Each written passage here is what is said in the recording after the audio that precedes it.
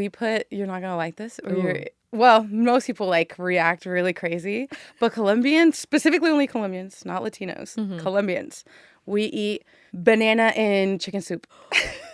What? Okay, wait, I gotta think about this for a second. Okay, Is it chunks of banana? It's, yeah, like, so imagine you have a bowl of chicken soup, and then you just, like, cut a banana in half, you peel it, and then you put it in the soup. And you'd eat it because you like it. Yeah. Welcome to In the Round, a podcast for people who love music and genuine conversation.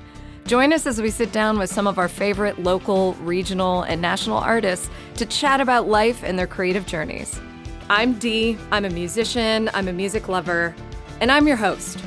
So pull up a chair, get comfy, and enjoy. Yes. I would love that. Okay, well, welcome, Lani. Welcome to In the Round. Yes. We're so happy to have you here. Yeah. You just did a beautiful rendition of your song Love Us Again, which is actually unreleased. It right? is. Well, so it's kind of like old and new. I wrote it when I was 18, 19, and it's been in the vault for 6 years. So like 2 years ago you wrote this. Right? 2 years? Oh, I wish.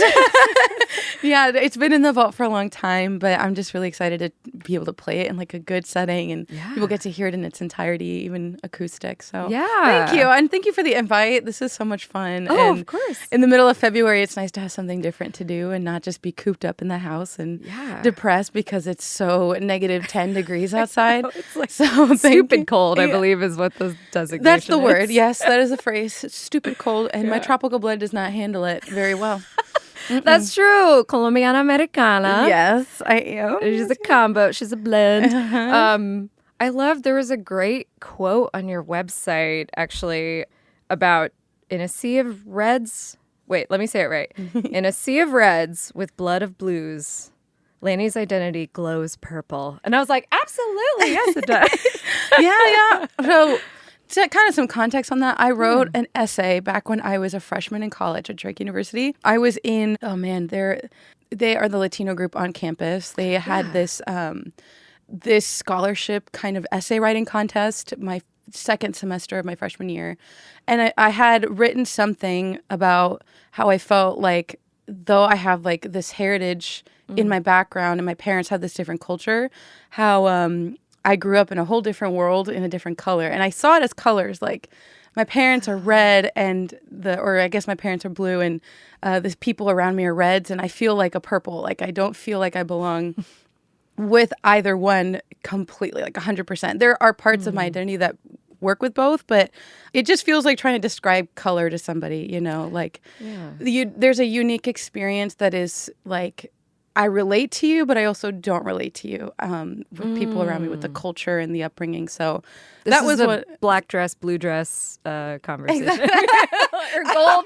What was it? Gold and blue? Am I saying it right? Yeah. Gold and white and the blue and black. Yes, that's what it was. That was like, and I swear it is gold and white. I don't want to hear it.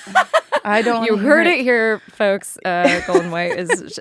No, I think that's so true. I actually use that example a lot. Of you see something and you're like, that's blue, and someone's like, no, that's very obviously purple, or whatever that is. Absolutely. Because everything is context and nuance, and people are that way too. Exactly. And I feel like because you were born in Florida and then grew up in Des Moines. Yes. Yep.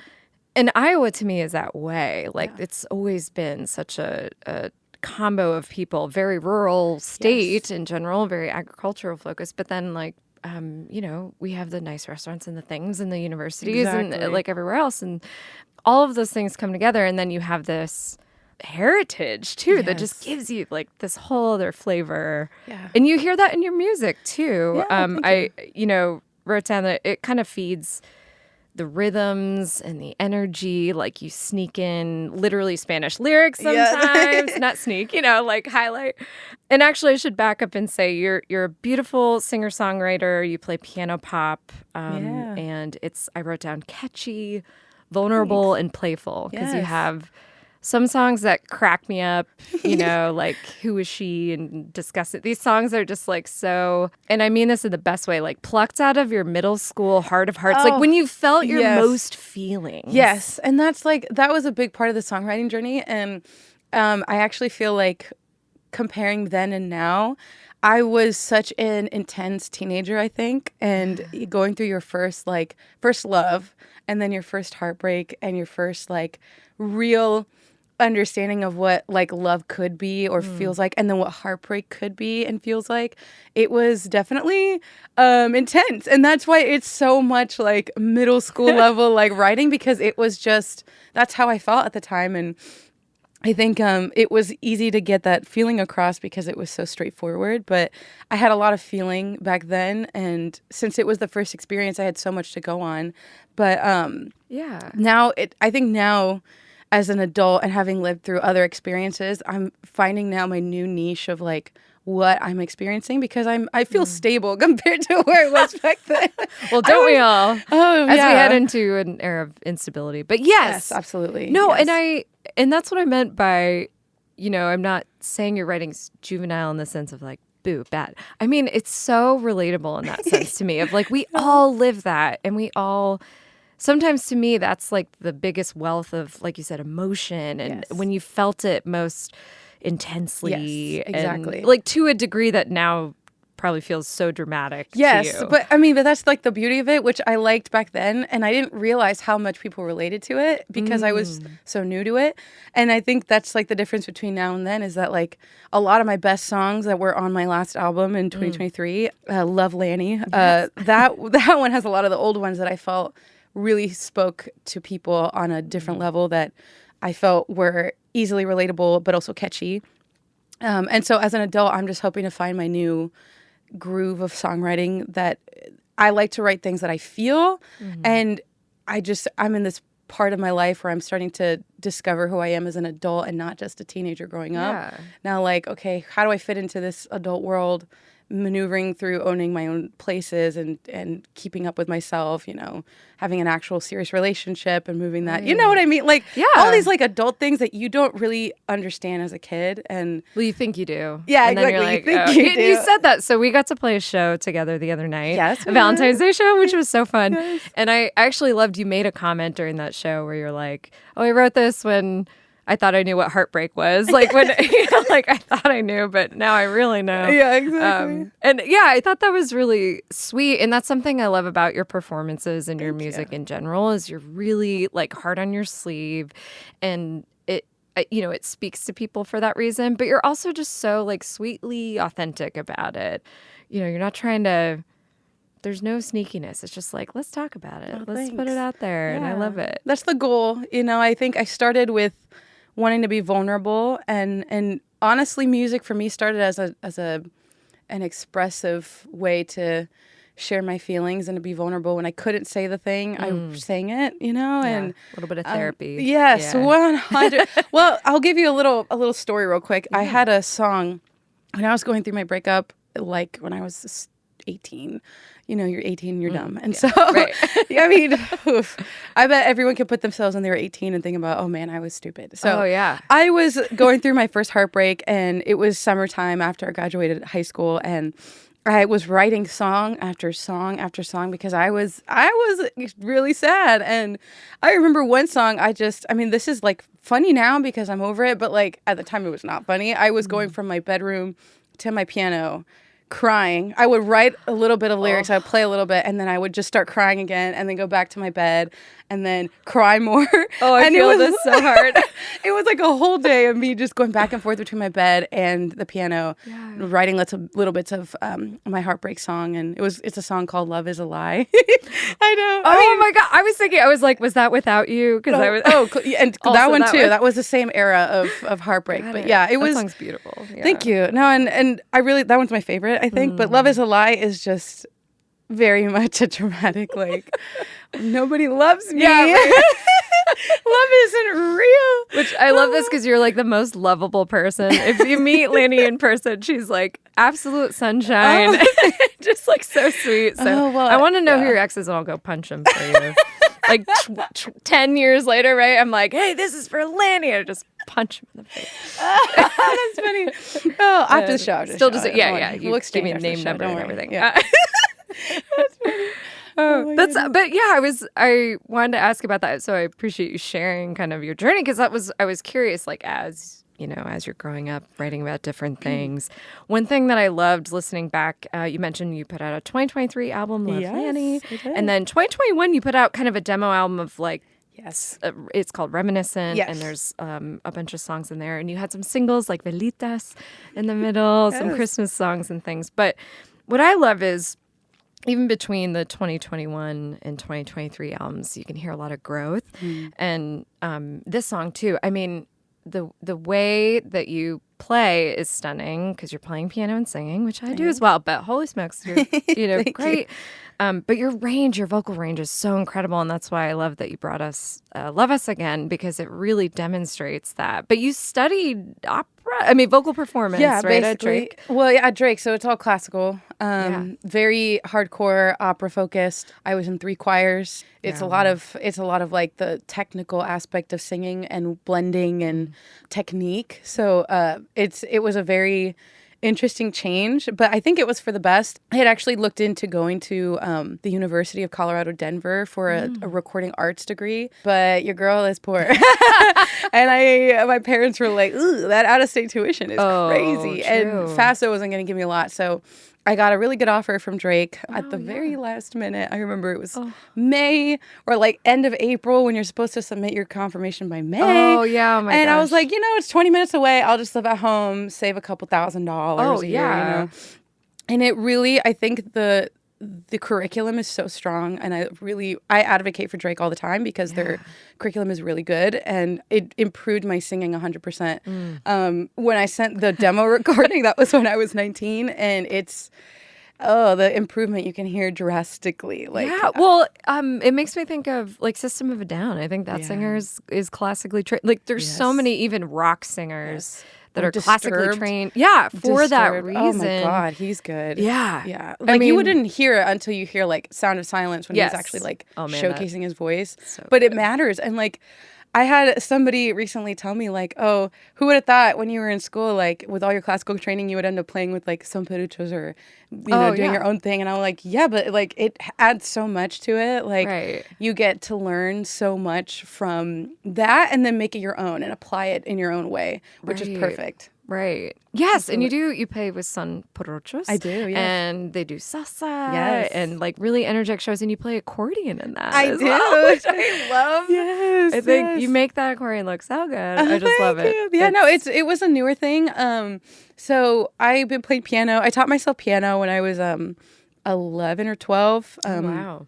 My grandma just like, hey, here's a gift. And it was this like 36 key piano, and I was like, okay, and I just started learning like the little pre-recorded things on there, and then my parents saw that I was really interested in it, and they bought me this beautiful electric upright piano.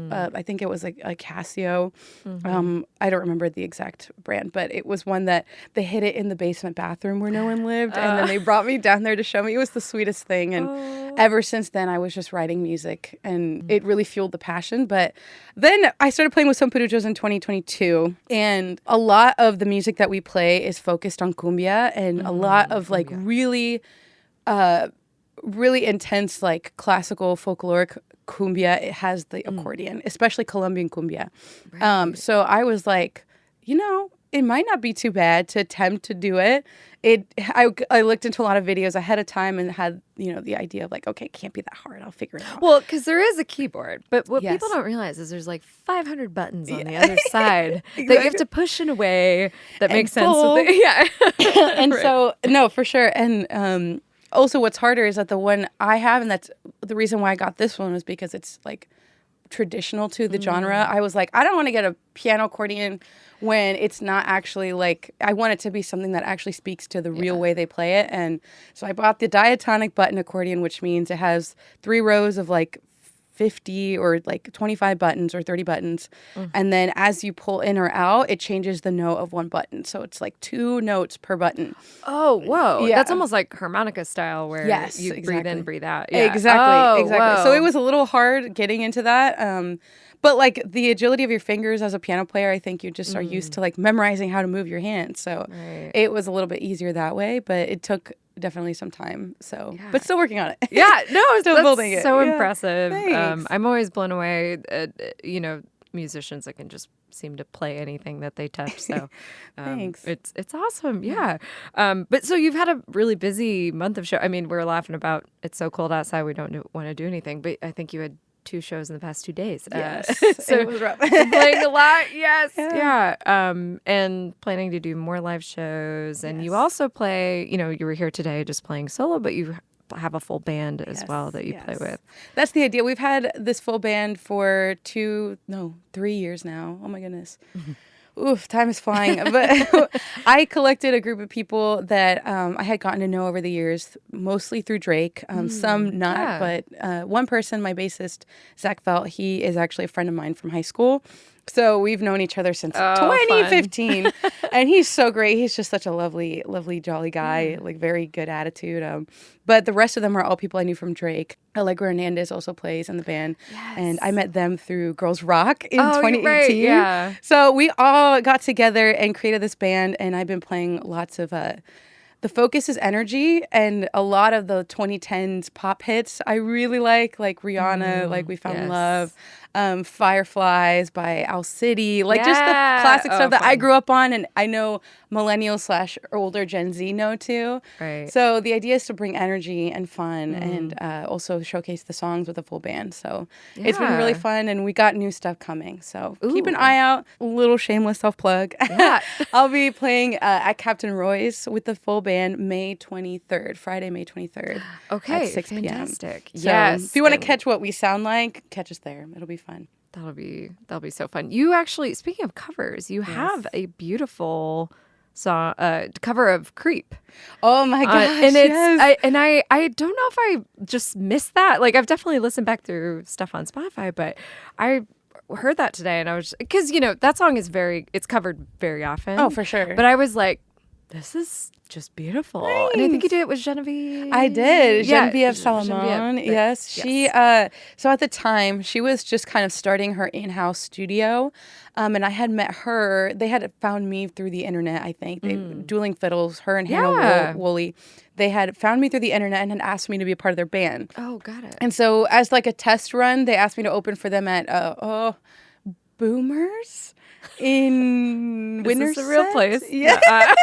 A place in Winterset, Iowa. Gotcha. It's like a fireworks store or something. They were having some 4th of July thing. I get it. And Boomers. so I opened, that word has been destroyed. But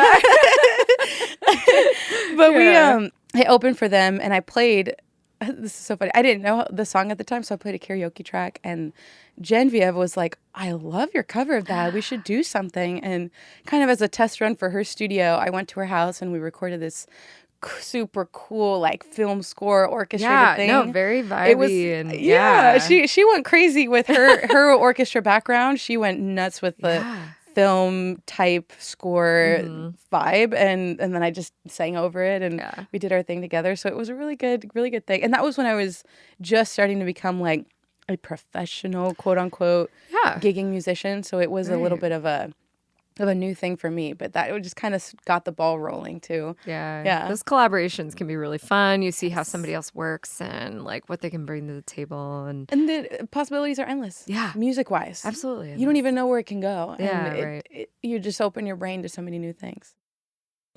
Hey, this is Nola from Thelma's, and we're proud to sponsor In the Round. You deserve a treat, but Thelma's is much more than a treat. It's an experience. It's love sandwiched between 2 delicious cookies made with premium ingredients. It started with my great-grandma Thelma's snickerdoodle recipe, and it's still her snickerdoodle recipe. Made in Des Moines, Iowa, but available in grocery stores across the U.S., find them wherever you shop. Nostalgia, indulgence, joy. It's love at first bite. Keep up with us on Instagram at Thelma's Treats and find your flavor. No, something I love about the songs that you write are really hooky, and I kind of love how it's just pure pop. We talk about genres a lot on the show because it's such a blend. It's you're Colombian and American. You're purple, right? Yes, everyone is purple, but I just think you do pop so well, and I really love that. And something you mentioned earlier, though, just in terms of collaboration and connection, I actually wrote down Lani equals community, connection, sweetness, because that's what I think of when I think of you. And part of that is like in the job that you do, you know, you work at Mainframe, which is a space that houses hundreds of artists. I mean, it's really cool. So, so I think of that, but also I was curious how you see, because I got to meet your mom the other night is where I'm going with this. This is a very rambling way to get to my point. But also at that show, I saw people like really show up for you. And I just love that because you're so sweet and deserve that. And you exude that back, you reflect that back to people. So I was curious if like how much of that is your Colombian community? Like how does that affect other things in your life? Do you feel that's like a way that makes you how you are, or is it something that I don't know? I was curious about this after meeting your mom, who's like you two are like twins in my mind. You're just both so sweet. But. Well, I think a big part of being a musician is inadvertently, I think we all create community because we're sharing something that everyone can enjoy. True. And I think a big part of growing up in Iowa, and again, kind of reverting back to the whole purple thing, like I was not as connected with the Latino community as I would have liked to have been. And it feels like I was kind of discovering music as a musician and then also expanding my culture and understanding of our local Latino community through being a musician. And then Son Peruchos especially really opened up my eyes to like the literal people, like the people who actually show up and come to dance. And a lot of them have kind of transferred over to my personal stuff, and a lot of them are like, you sing alone, and I'm like, yes, I've been doing this. But it's just nice to like, the music kind of guided me in that direction. I was already playing in a church, I was singing in a church, I was already performing solo, and because of that I made the connection with Son Peruchos to play, and then I got to know so many people, and I just feel so much more connected. I think music at the root of it is just, you just never know how far out your reach is until it comes back to you. But it's there. Like the reach is just continually expanding. And I think because of my passion to pursue it as a solo artist, I'm like, I just want to play anywhere I can. I want to be anywhere I can. I want to just be around Des Moines, and like I want to be involved as much as possible. I think that drive is what connected me to multiple different communities. And especially after graduating Drake, I was able to have like the freedom to expand into the Latino community and learn, oh, these are the people who do this. Or like, I know a lot of restaurant owners now. A lot of people work with my mom. She's a graphic designer and she prints menus. So like I know all the owners of a lot of different Mexican restaurants or restaurants around town. And it was just like that key that connected everything for me. It was always there, but the music just was the key factor to bring me to everybody face to face, if that makes sense. Yeah, that is, because I saw the photo at Woolies the other night where Son Peruchos played, and it's a room full of people salsa dancing. I was like, unfortunately I couldn't be there, and I'm still upset about it because I do beginner style salsa. Oh, you do? I do. I have been known to. No way. Oh, I'm gonna force you to come out one of these days. Ooh, girl. No, I really would love to, but I was blown away. Like to me, it's a great example of these communities do exist even in Iowa, and we have a lot of Latinos in the state. Like I don't think anyone would say we don't, but just like the true popularity of cumbia music and salsa dancing, like it's huge. Yes.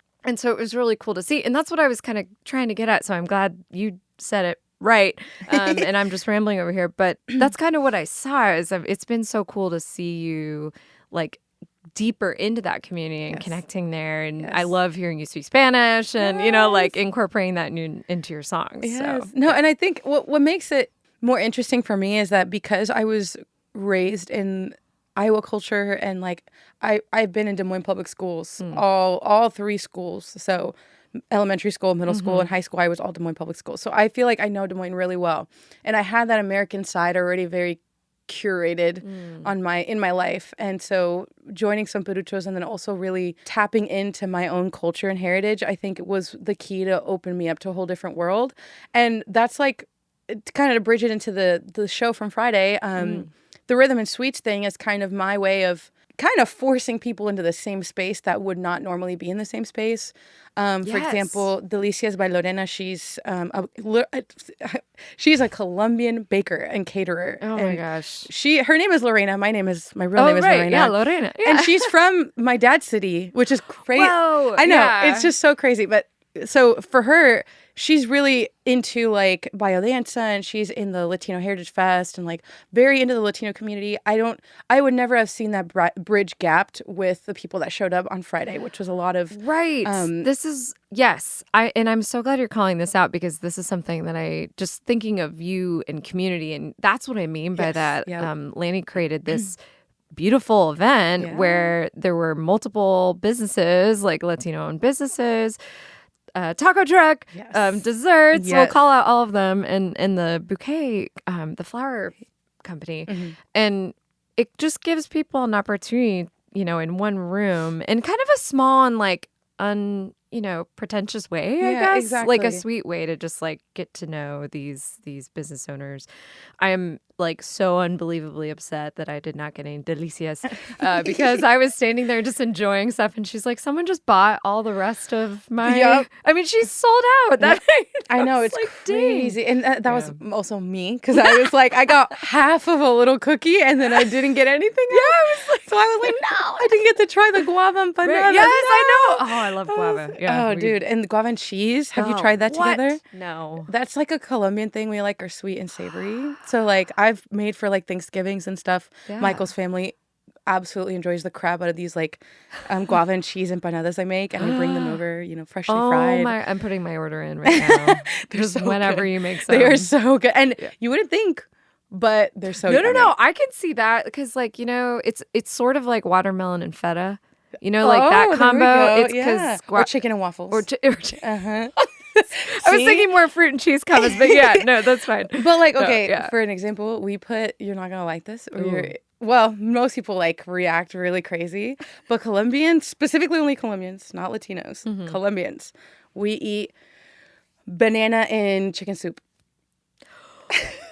What? Okay, wait, I gotta think about this for a second. Okay, is it chunks of banana? It's like, so imagine you have a bowl of chicken soup, and then you just like cut a banana in half, you peel it, and then you put it in the soup. And you'd eat it because you like it. Yeah. You don't just keep doing it out of punishment or something. Okay, I mean, I'll have to mull that over. I kind of want to try it. Listen, I would try it. Listen, I tried to get Michael to eat it. He's from Peru, by the way, for our listeners. My boyfriend is an immigrant from Peru, but he's like, no, I'm not doing that. He's like, I refuse.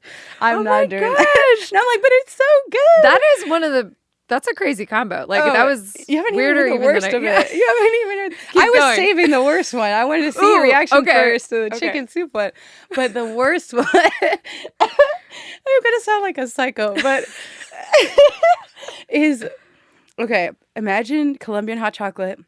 Yes, and then you put a fork in it, and then you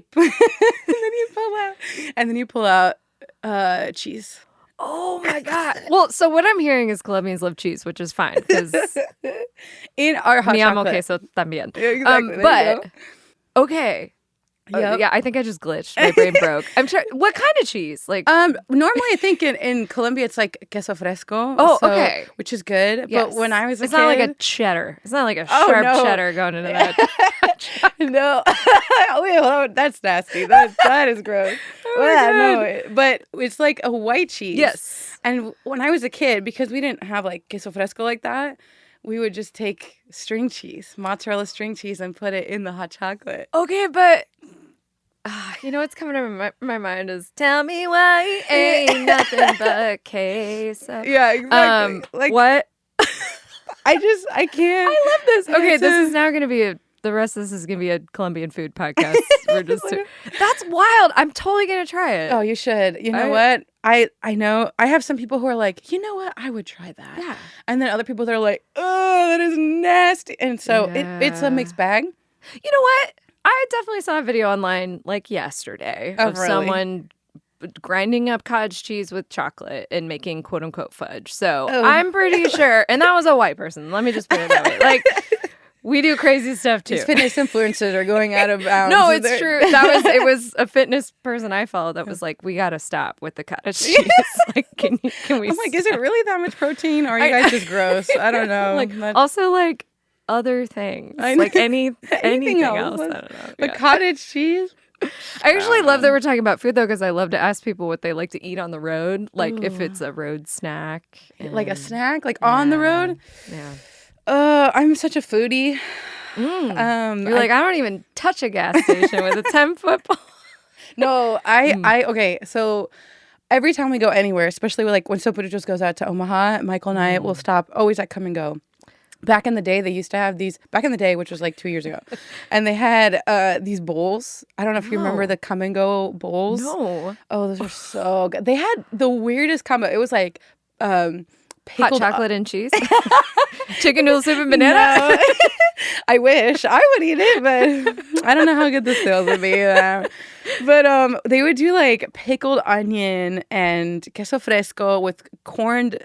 Okay. Nuts that were like corn nuts. Corn nuts that were really? Is that what they're called? The like hard nuts. Yeah. And then chicken with this like ají or like jalapeno thing. It was really yummy, and rice and shit. Yeah, it was really, really good. And that's crazy. I wish they brought it back. Yeah. I miss it. But for now, I'd have to say like those little burritos. Oh, like yeah, the little yeah. burritos they serve, especially those the Southwest chicken ones. Mm-hmm. See, I'm such a fat ass. I know the names and everything, and I'm like, I know it by name. No. I know the calorie count. I know it. No, it's, you know what? YOLO, okay? You know what? You're right, YOLO. There's For just, real. I mean, the world's ending, so eat what you want. Like, I truly. You know what? Who cares? Getting back to the music and everything that you do, I do want to go back to your vocal technique, and I know we talked about kind of your classical training, but it's just something to me that when I say like your true pop and things like that, like that really comes through, I feel like, in your vocal style and your playing. And I was curious if there are some inspiration, some people that have inspired you. 100%. So I can say with 100% clarity, since I was 13 years old, actually 12 probably, Demi Lovato. I love her voice. Oh, it's insane. She's like, insane. She like is AI in my mind. Like she's so good she's just so good. Like I just and I loved that she was pop too, but she had this powerful voice that it wasn't reserved for, like soul or rock or anything. Yeah. Like I love that she was so strong in the way she sang, and I distinctly remember being 12 or 13 being like, I'm gonna sing like her, like I need to belt an F sharp, F sharp 5, because I have to be like her. Wow. Yeah. And still to this day, she's been through a lot, and I'm so happy to see her doing better now. Yeah. But as a longtime fan, I'm just happy to see her comeback. But yeah, I still want to sing like her. But newer influences were definitely like Ariana Grande.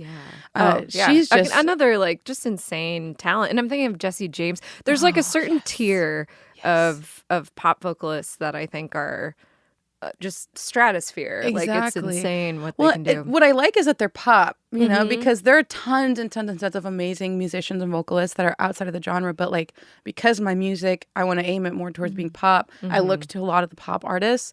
Lady Gaga. Right. Oh my God. I didn't know she could sing like that until I heard her sing with Tony Bennett. Oh, yeah. I was like, girl, since when? Yeah. Since forever. This is what I love about her, though. You can really hear the transition of her like getting out of the grasp of whatever record label had hold of her, and then as soon as she had more control, she's I'm obviously sort of a fan. Yeah, no, because her vocals and if anything, biggest like. I know I will never get to that level, but Whitney Houston is also one of my favorites to listen to. I mean, how rich her voice was. Yeah, for real. Truly. Like I listen to her national anthem version like at least once a week because it's so good. It's so good. It just makes me feel like, dang. Oh, you know who's another one more recent? Cynthia Erivo.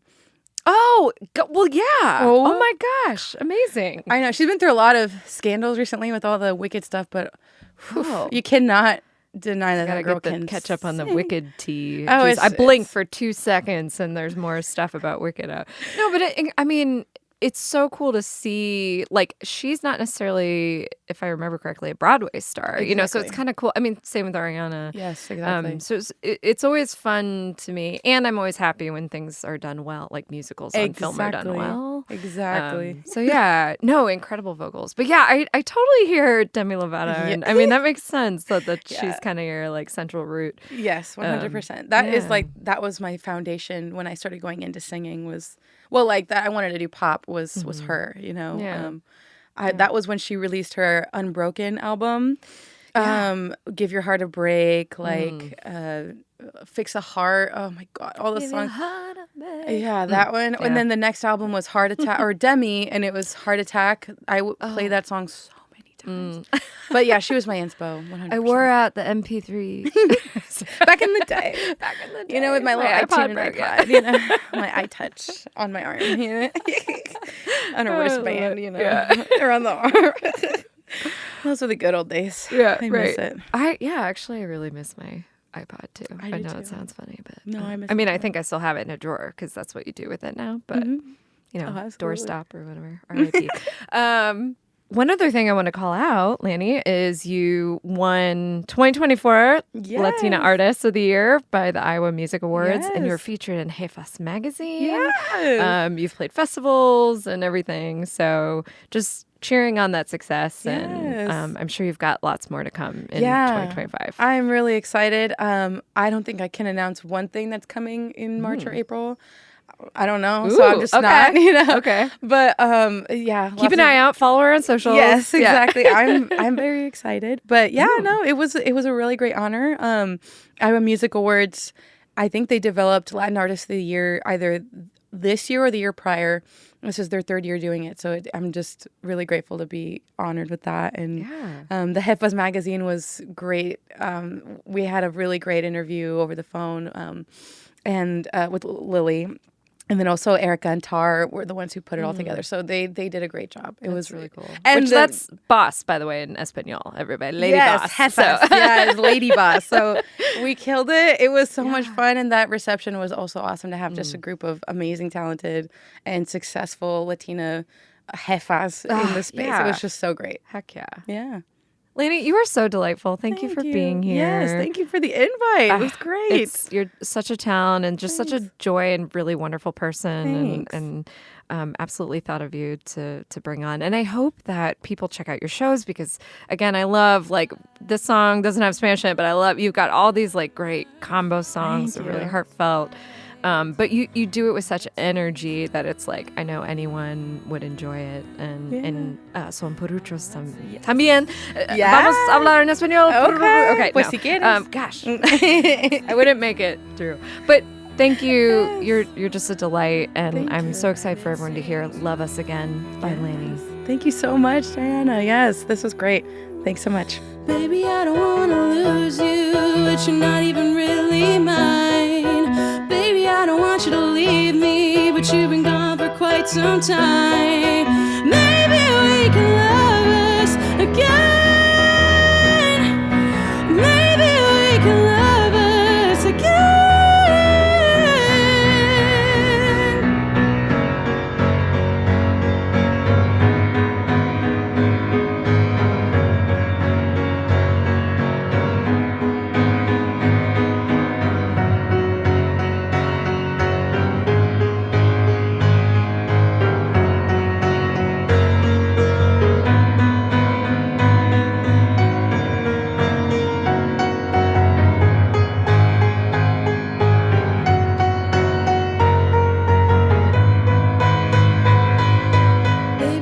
In the Round is produced and recorded at Trilix Studio.